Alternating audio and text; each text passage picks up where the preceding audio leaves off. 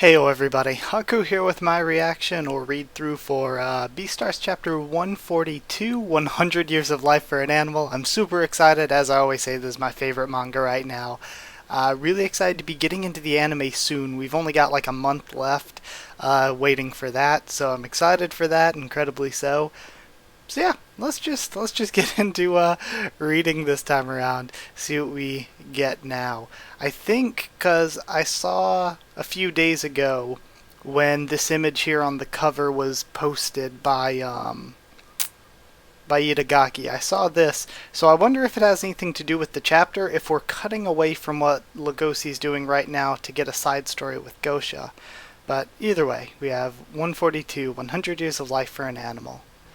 Right? Gosha-san, I'm Tororo from downstairs. Your laundry fell on my veranda. He's ringing his doorbell. Here you go. This towel's yours, right? Tororo-san, please close your eyes and mouth. What? And they pour water on them, probably because of the poison. Huh?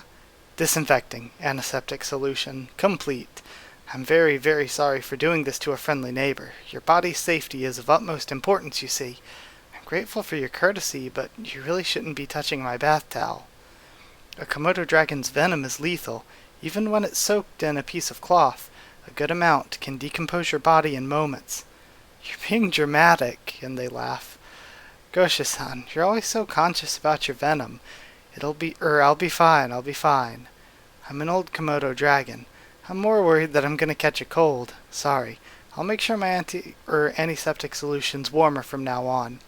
Who's spending his days in peace and tranquility that isn't expected for most venom-carrying animals. When I wake up in the morning, I offer rice and water to my wife and daughter, and pray for my grandson Legosi to be in good health.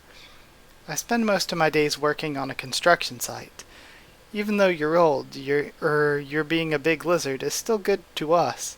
Then I come home at 8 o'clock and eat dinner while I watch the news. Then I go to sleep at 10 o'clock.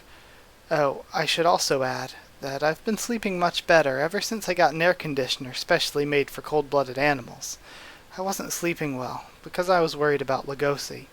Whenever I look at him, I'm reminded of myself when I was young and filled with belligerence, because sadly he inherited my face. And I love this little flashback image of him saying Grandpa. Legosi survived his last near-death experience, but I sure can't stand that he keeps putting his life in danger. Strong animals should adhere to peace and pacifism. I thought I taught him that. Oh, tomorrow's Saturday. I need to cheer up. I treat my Saturdays as a special time of relaxation. There's an obscure area near the back alley market that I go to every week.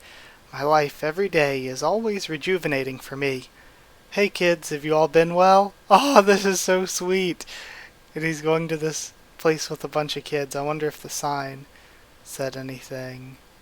Okay, I was just making sure the sign didn't say like what the place was, if it was like some sort of school or a daycare or an orphanage, if there was something there. But either way, hey kids, have you all been well?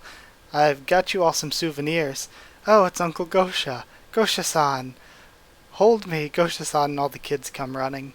Gosha-san, thank you so much for coming this week. It's no problem. I always look forward to coming here every week. This is a daycare center for mixed children. I volunteer to take care of these children every Saturday. Oh, so we're seeing more mixed species children. Okay. Or maybe what they mean by... I think what they mean by mixed children might be mixed species, but I could be wrong. They could be talking about just that they allow herbivores and carnivores, but I think it's actual mixed species, because we see this one bird, instead of having wings, it looks like they have like claws on their hands, and then that one animal, the one kid with the antlers back there, also has really sharp teeth. So I do think they're mixed species kids. Ah, this is really cool. I got the crayons and sketchbook for the kids. I hope there's enough, and he's handing it to the caretaker. Wow, thank you, this really helps. I still need to pay for this daycare's renovation loan for the bar. Okay. And I don't have much money at the moment. Anyone can tell at a glance that these kids are mixed. Animals tend to dismiss them as troublemakers and hard to deal with. This daycare center takes in mixed kids when the other more sizable daycare centers refuse to accept them. Gosha-san, read this picture book, please. Alright, it's story time. Such sweet kids. Kids, Gosha-san's going to read a picture book. Gather round. And be sure you all behave. Make sure you all behave in front of the good janitor. Okay, and we see this cool looking bat guy hanging from the ceiling there. That's interesting. Alright. Okay, translators note it's a parody of the Japanese fairy tale Momotaro instead of Momo, which is peach. It's Nashi, which is pear. I asked him to come here so he could clean our ceiling after he was done with the house next door. Dust isn't good for the kids, you see. I see. Good call. Alright, today we're reading Nashitaro. Let's begin. Once upon a time, there was an old grandpa, an old grandma. Gosha-san, you're holding it upside down. Oh, really? Sorry. Yeah, I bet. It's hard to read. Yeah, I bet. But, you see, there's a species of animal that's used to hanging down from something and can read picture books upside down. Seeing the world upside down doesn't do them any harm. Like bats? Exactly. But, if they turn their heads up to see normally, that means they're nervous. Like that janitor.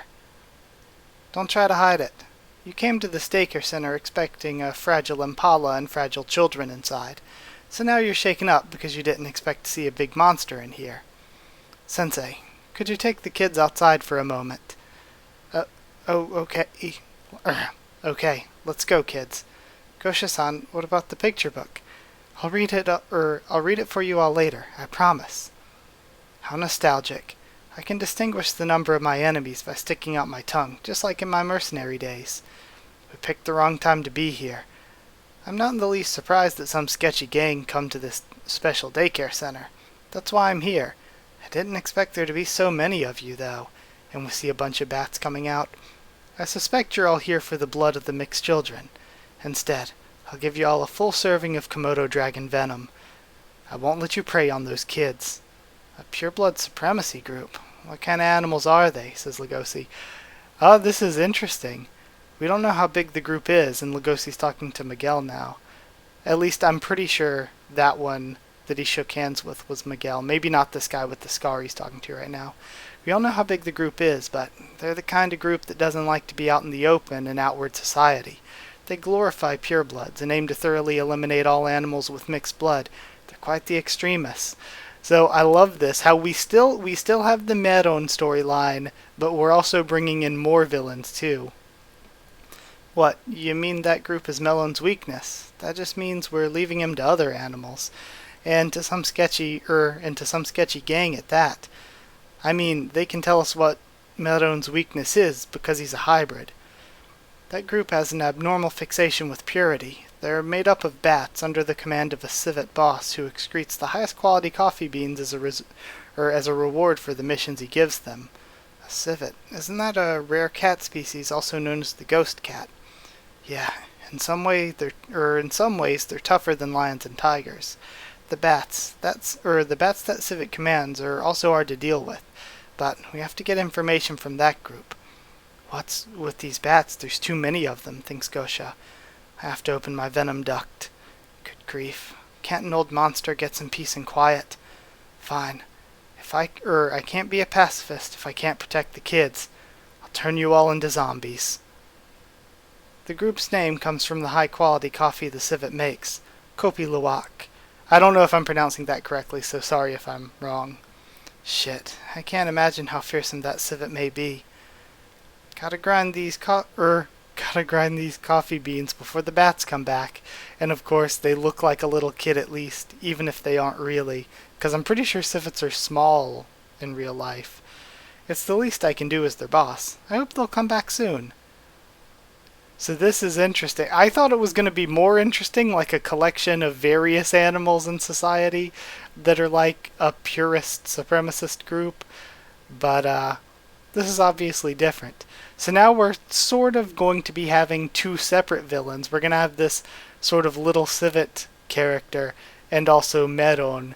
And we're going to see how the two villains play against one one another and such. So it's actually really, really, really cool. I'm into the idea of that storyline quite a bit. So yeah, I love that we're doing this, and I love that they always bring in things that tell a story societally. Like, the biggest story of Beastars isn't the story of Legoshi himself, but rather the story of the world and society they live in.